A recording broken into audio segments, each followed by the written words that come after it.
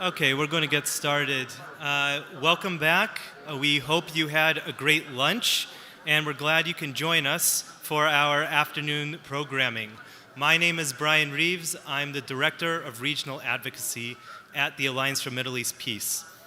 Now, for those stakeholders who are truly committed to supporting Israelis and Palestinians as they lay those foundations upon which to build a peaceful and equitable future, one would expect that supporting peace-building work would be an obvious choice. But as we all know, our work, our interventions to disrupt the status quo, to challenge ingrained narratives, can sometimes be unpopular in our communities and especially with our governments. And those who choose to support our work often do so with a political cost, all the more so for those with a historical legacy to contend with. For decades, Germany has been a leader in investing in our peace-building space. And yet, that resolve was tested just a little more than a week ago when the Israeli governing coalition initially promoted a tax bill designed to financially ruin many in our peace-building space, not to mention the lion's share of the human rights community. Now, however, our next speaker, the German ambassador to Israel, did not hesitate, and he published his statement of principled opposition. 7 other European nations would go on to also produce their public principled opposition, and in the end, we were able to have a temporary victory with the bill being delayed, and now we're in a position where we can prepare for what's next.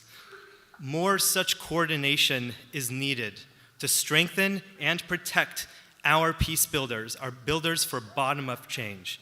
And if we are going to raise that critical mass of active constituents for peace, that coordination is going to need to span philanthropists, government funders, and other stakeholders who really are choosing to commit themselves to a brighter future here by creating bottom-up change that can foster the conditions for a diplomatic initiative to thrive. We consider Germany a friend and champion in this cause. Ladies and gentlemen, the Ambassador of the Federal Republic of Germany to the State of Israel, Steffen Seibert.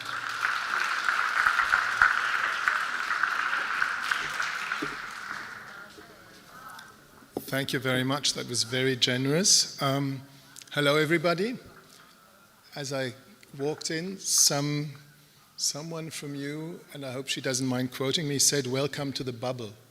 And I said, I'd like to think it's not a bubble. I'd like to think it's maybe not a majority of the people in Israel, but it's a representation of people behind whom thousands stand who put their hearts in and their effort and their passion into your work. So when I see this well-filled hall, I see a lot more people whom I respect greatly, and I like to think of them too, so it doesn't feel so much like a bubble anymore. Happy to be here with all of you. It is true that as the Federal Republic of Germany, we're very proud to be a partner for all kinds of civil society organizations. Your ideas, your opinions, your projects, also sometimes your admonitions are very important to us. They're very important to the democracies we live in. But they're also very important to us, people who work in government or around government. You uphold the values, I think, upon which our democracies are grounded, and those values go beyond day-to-day politics, and sometimes your role is vital in reminding us that we need to bring these values back into our day-to-day politics. So it is supporting you also means doing something for our own benefit. As you can imagine, the German-Israeli relationship is a unique one. Against the backdrop of our German responsibility for the singular crimes of the Shoah, it goes without saying that as Germans, we feel a particular responsibility for the State of Israel, for the Jewish people, and for human rights and human dignity worldwide. If I may quote from our constitution, which is of course the sum total of lessons that we learned from the failed Weimar Republic democracy and from the total moral and physical abyss into which National Socialism led us. Article 1, the first sentence of our constitution is, the dignity of every human being is untouchable. As simple as that. And the second sentence is, it is the obligation of all state power to protect this dignity. And I think this is something I come back to in my daily work very often, because it's a very simple sounding, very fundamental task that we're given. And that's also where you come in.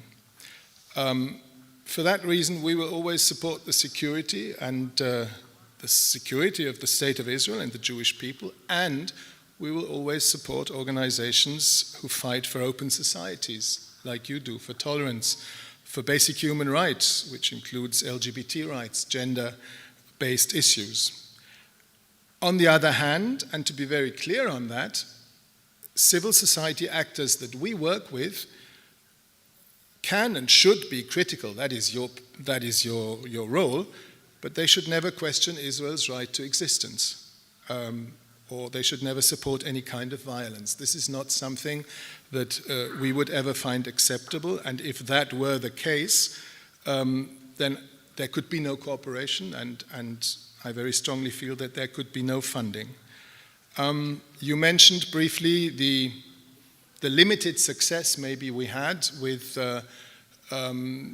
in our opposition to the plans to tax NGO funding from outside, which I think would be very detrimental not only to your existence and to your work, your daily important work, but also to the international relations of this country, to the relations of this country to my country and to many other European countries. So I think we were all very glad that in a concerted effort and a lot of work behind the scenes, we managed to at least get this taken off the agenda of this particular governmental committee on legislation.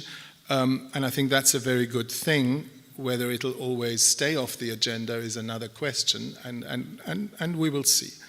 I believe, I feel very strongly, and probably you do too, that there is a tensioning of the atmosphere in this country, that civil society cooperation across the borders that for many decades was taken for granted, or was taken as something that's normal between liberal democracies, is now more and more often seen as an act of meddling, an act of interference, something that is not okay. And I always try to argue very strongly against this.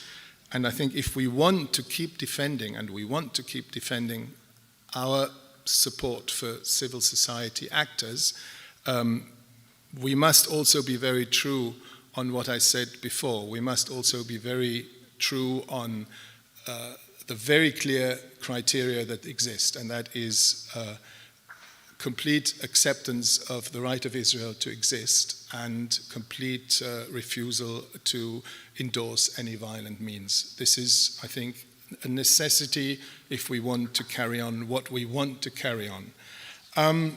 Since ALLMEP is all about the two-state solution, maybe I'll say a few words on that.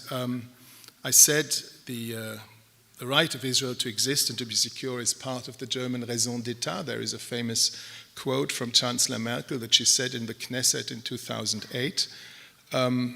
In other words, we know that the Jewish people belong here, belong in the land of Israel, and however, and that is absolutely no contradiction, it should be clear that the Palestinian people will not go away either, and that they too deserve a state, that they too deserve a life in dignity and sovereignty, living side by side in peace and security with Israel. So it is for that reason that some political horizon, some political peace process which deserves its name is needed in order to avoid violence and the terrible loss of life.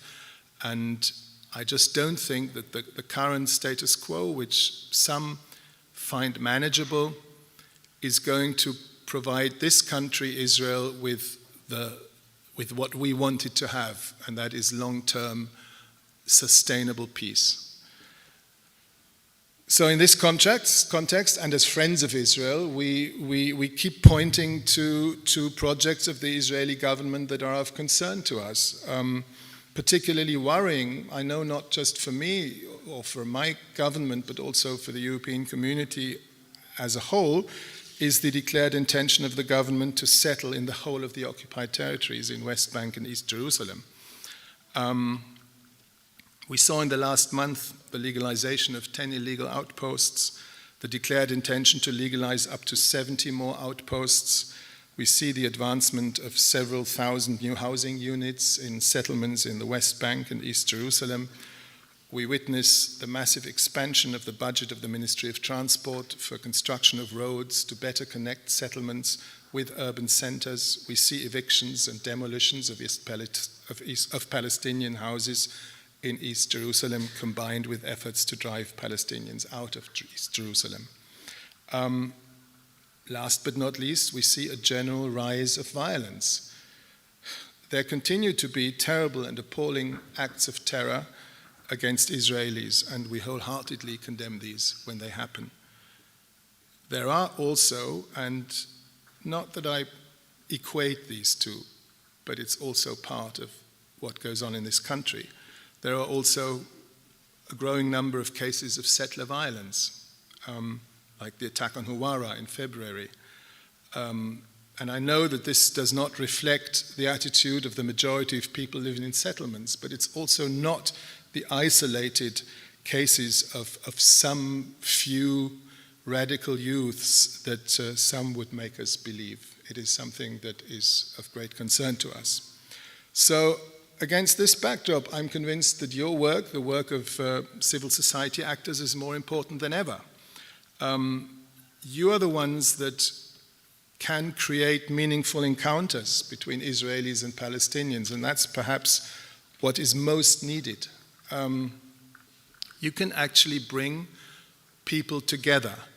That's one of your most important jobs. There are so many Palestinians who only ever meet Israelis at checkpoints or during army operations. And there are so many young Israelis who only think of, when they meet a Palestinian, who only think of a threat situation or of terrorism.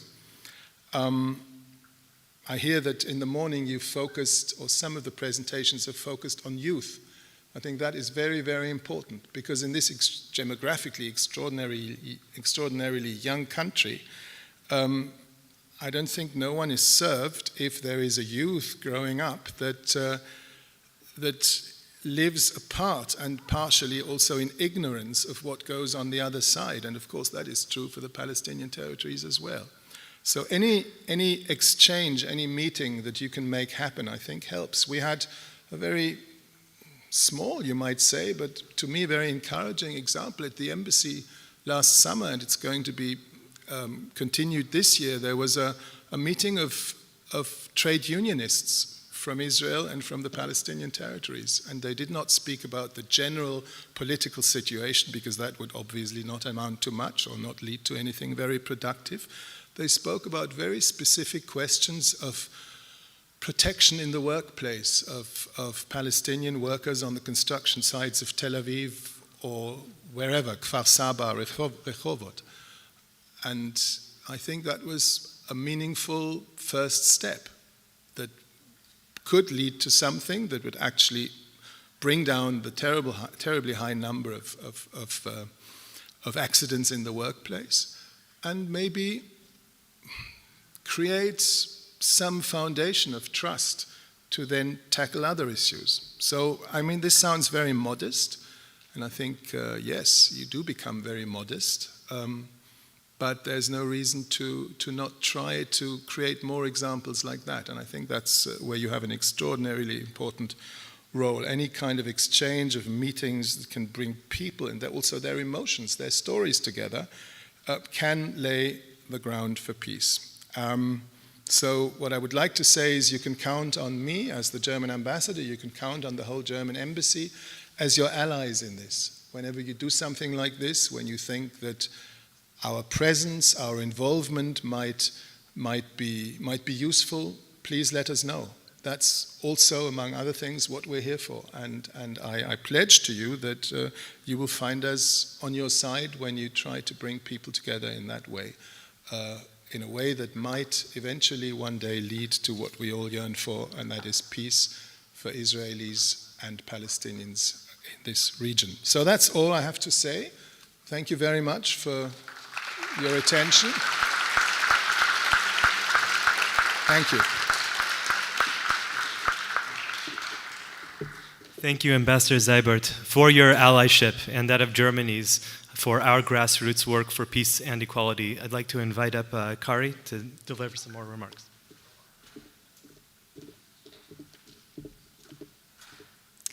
Hi, everyone. It's nice to see so many of your friendly faces in the audience. For those of you who I haven't met, my name is Kari Reed, and I'm the U.S. Director of ALLMEP. So I have the honor and privilege of welcoming our next two speakers, who will speak about USAID's implementation of the Nita M. Lowey Middle East Partnership for Peace Act. As we all know, it's called more commonly, just to us, as MEPPA. As we've said many times, MEPPA will be investing $250 million over the next 5 years in peace-building programs in the region. It is the single largest investment ever in this kind of work, and we are very much looking forward to hearing our next two speakers speak about this.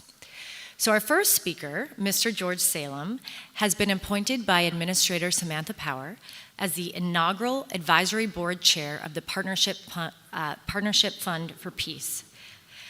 Mr. Salem brings with him decades of experience advocating for peace between Israelis and Palestinians. We look forward to hearing from you, George. I'm also thrilled to welcome Ms. Amy Tohill-Stull, who currently serves as the Mission Director to USAID's West Bank and Gaza mission. Ms. Tohill-Stull has over 25 years of development experience and currently oversees hundreds of millions of dollars that is dedicated to improving the lives of Palestinians and laying the groundwork for a two-state solution. So I would like to welcome Mr. Salem to the stage, and we look forward to hearing your remarks. Thanks.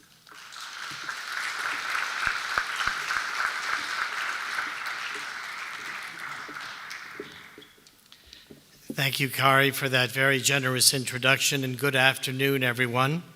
It's nice to see you again. We visited this morning with many of you, but now here we are this afternoon. I'd like to start by thanking John, Kari, Brian, and Huda for the invitation and for ALLMEP's commitment to people-to-people peace building. Today, ALLMEP has convened what I understand is the largest conference of its kind involving peace builders, diplomats, and philanthropists for one of the largest gatherings in ALLMEP's history. And I'm delighted to be with you here today and very much appreciate the invitation. I would like to emphasize at the outset that the Nita M. Lowey Middle East Partnership for Peace Act, by the way, Congresswoman Lowey is a member of our board, and as we popularly call it by the acronym of MEPPA, as Kari said, this act is about improving lives. It's not about politics. And it's not a solution to the conflict. Only good faith negotiations between the leaders of both sides, Palestinians and Israelis, can accomplish and achieve peace. However, MEPPA's goal is to create the conditions on the ground, in the grassroots for all sides, to better enable a lasting peace to be achieved. To date, every MEPPA program has a dual focus on peace building and improving the lives of the communities affected by the conflict through work on shared development challenges. The full board had the opportunity in February to visit every project which was funded in the first year, 10 separate projects where we traveled from Nablus to Jerusalem to Jaffa to Tel Aviv and Ramallah to visit all 10 current activities funded under MEPPA, and I see several representatives from our grantees here today, and it's a pleasure to see everyone again. It was truly a remarkable experience traveling with board members. As you may know, and as I described this morning, we're very diverse: Republicans, Democrats, conservatives, liberals, rabbis, Palestinians. I mean, it's a remarkable and eclectic group from different religious backgrounds, political affiliations, but all of us, each and every one, is absolutely committed to the success of the MEPPA program. And I think I can speak for all of us on the board when I say that we were very impressed with all of these new programs. We saw how using technology and innovation to create prosthetics can lead to better relationships between Israelis and Palestinians. We saw how water diplomacy and training computer coders have been successful areas of collaboration between Palestinians and Israelis. In Nablus, we met with young women entrepreneurs who had taken a concept from an idea to a sustainable business model, thanks to MEPPA funding. In Tel Aviv, we met with Palestinian and Israeli business owners that are identifying challenges and solutions to increase trade between the West Bank and Israel, together in one meeting with us. We went to the Wolfson Center and the Augusta Victoria Hospital and heard from oncology nurses and trauma surgeons about how these MEPPA programs were the first time they had met and had a relationship with someone from the, quote, other side, end quote. Through the Building Regional Economic Bridges program, we met with business leaders that were committed to promoting joint economic opportunities at the individual and institutional levels, working to overcome barriers between the Palestinian and Israeli private sectors. So many of these programs, with Israelis and Palestinians working side by side, have proved that MEPPA can build trust, and the trust that is needed to reach and maintain a two-state solution. The other members of the MEPPA board and I agree that to continue with this great work, we need to broaden the circle of participants and build additional buy-in into the peace building, which is what all of you are here today to do. Through the meetings with participants, conversations with experts, and site visits, the members of the Partnership for Peace Fund, MEPPA board, witnessed the commitment of USAID's staff and partners. If the first year of MEPPA was about learning and building, which it has been, year 2 is about seeing results and about testing new approaches. I am very proud of the U.S. government and its decision to make this investment in peace building. As you've heard, it is the largest investment by any government directly into Israeli-Palestinian peace building. And I'm also proud that USAID is taking the feedback from our advisory board members and the peace building community, those of you in this room, and working to refine and improve its approach. My hope is that MEPPA will continue to encourage other donors, whether public or private, to invest and to innovate in peace building as well. I have met with several of the Gulf embassies in Washington and some of the host governments and senior officials in their host countries, and we've got memoranda of understanding being developed in some cases that will support USAID's work here. And the private philanthropic support is also extremely important. It is now my pleasure to introduce Amy Tohill-Stull. And by the way, we have Amy here, who's the USAID Mission Director. We have Jessica Zaman here somewhere, who's the Deputy Director based in Tel Aviv. And we have Evelyn Whitmore, who is part of our MEPPA team, who is here. She works in Portugal, but she's from Washington. So we're delighted to have all of them here with us today, and you have a full contingent of USAID to show you how important you are to us. Amy, in her day-to-day work, continues the very hard work to advocate for peace in everything that she does. And Amy, I'd like to thank you on behalf of the board again for allowing us the opportunity to see our partners in action and for being here today. Over to you. Thank you.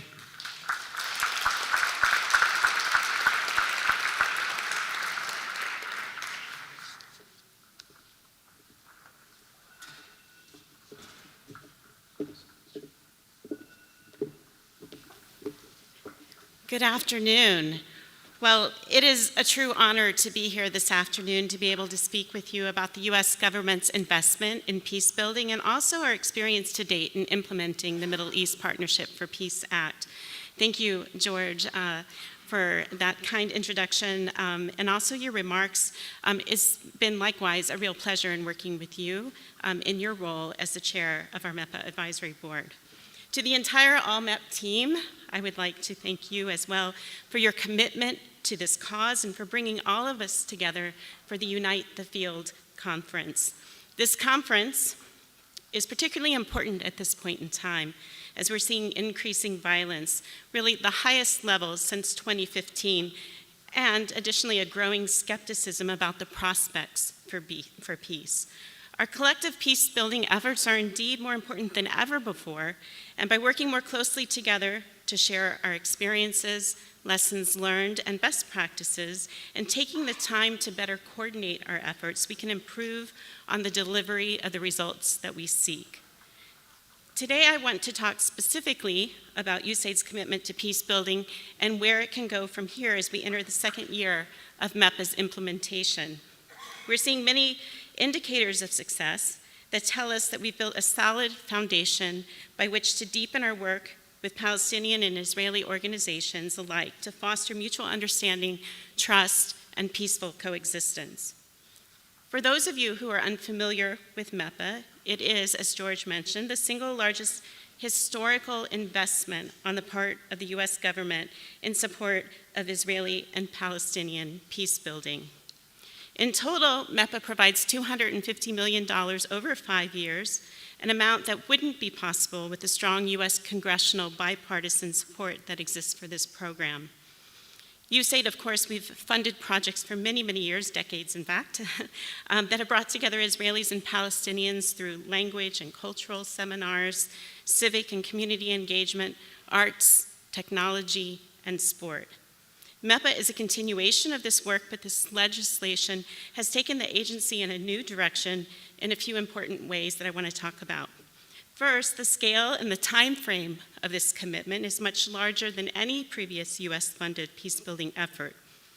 Hopefully, this sends a clear message to other interested parties that the U.S. government is dedicated to this work.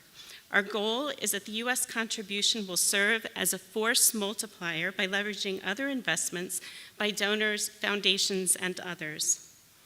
Unlike our previous efforts, MEPPA focuses on building people-to-people connections by bringing communities of practice or professionals together to address shared development challenges. It's this approach that makes MEPPA so successful at building trust and lasting connections, which we know is essential to lay the foundation for an eventual two-state solution. Of the many sectors that we support through MEPPA, including healthcare, the environment, technology, and entrepreneurship, we have intentionally placed a heavy emphasis on building economic cooperation, as this is seen as a sector where partnerships are especially intuitive and viable.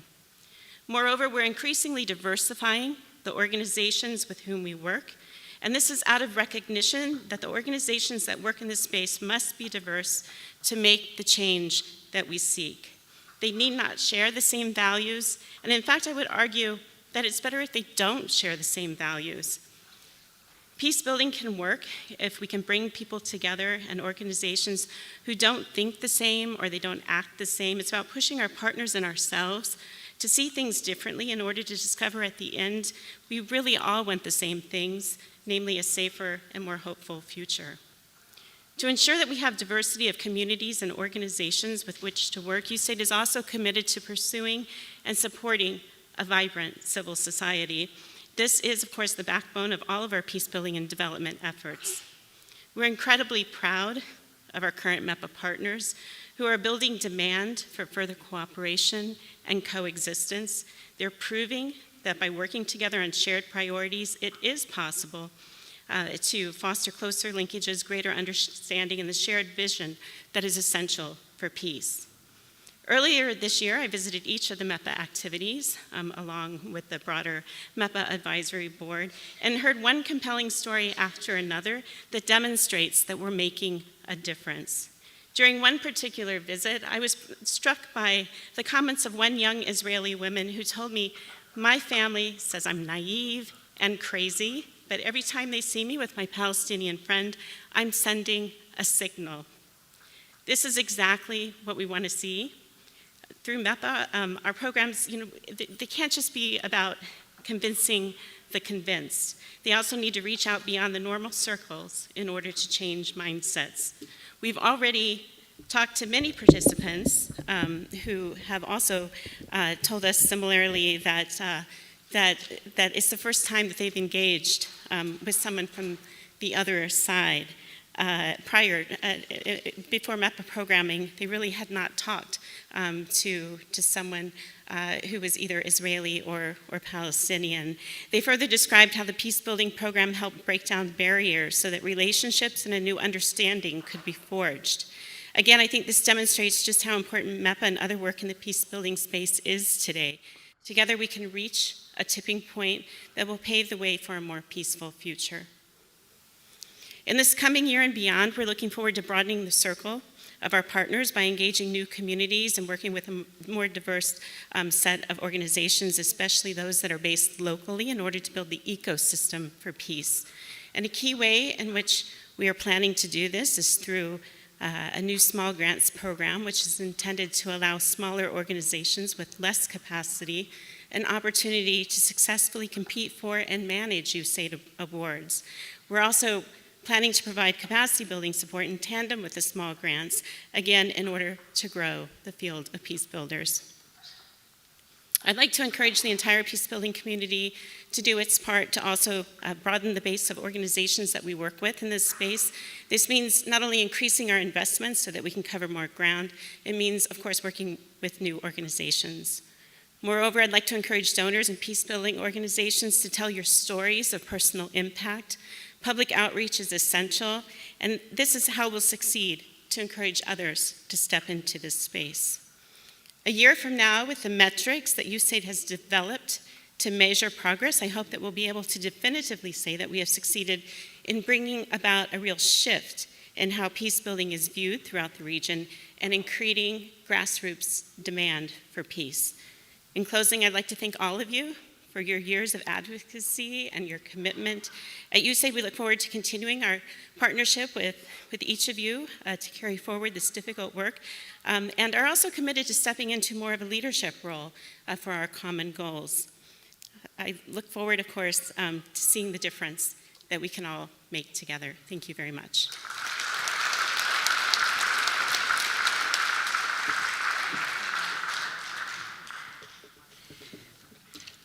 Thank you so much, again, to both of you. I know I speak on behalf of ALLMEP and the entire community in saying we're incredibly grateful for your partnership, and we're really excited to see what these dollars can do. So with that, we're going to take a 5-minute break, and we will resume with our next panel and workshops.